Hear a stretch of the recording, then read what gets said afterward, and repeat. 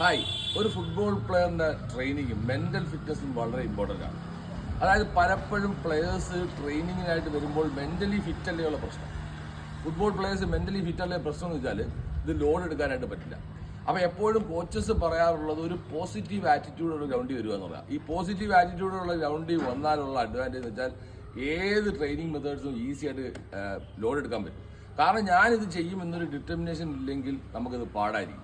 പലപ്പോഴും പ്ലേയേഴ്സ് വരുന്നു, ഞാൻ ഇന്ന് പ്ലാൻ ചെയ്ത് വരുന്ന സാധനം അല്ലെങ്കിൽ കോച്ച് പ്ലാൻ ചെയ്ത് വരുന്ന സാധനം ഇന്ന് കൃത്യമായിട്ട് എക്സിക്യൂട്ട് ചെയ്യും എന്നൊരു മെൻ്റൽ പ്രിപ്പറേഷനോടെ ട്രെയിനിങ്ങിൽ വന്നില്ലെങ്കിൽ നമുക്ക് പലപ്പോഴും ഈ ട്രെയിനിങ് എഫക്റ്റീവായി മാറില്ല. പല പ്ലേയേഴ്സും സംഭവിക്കുന്നതാണ്, നമ്മൾ ലേസി മൈൻഡോടെ വരും, ഇന്ന് ചെയ്യണോ വേണ്ടയോ എന്നൊരു ആറ്റിറ്റ്യൂഡ് വരും. അതൊരിക്കലും പാടില്ല. എപ്പോഴും ഫുൾ 100% മെൻ്റൽ ഫിറ്റ്നസ്സിലൂടെ വന്നാലേ നമുക്ക് ഈ ട്രെയിനിങ് ലോഡ് എടുക്കാനായിട്ട് പറ്റും. അത് വളരെയധികം ഇമ്പോർട്ടൻ്റ് ആണ് ഫുട്ബോളിൽ.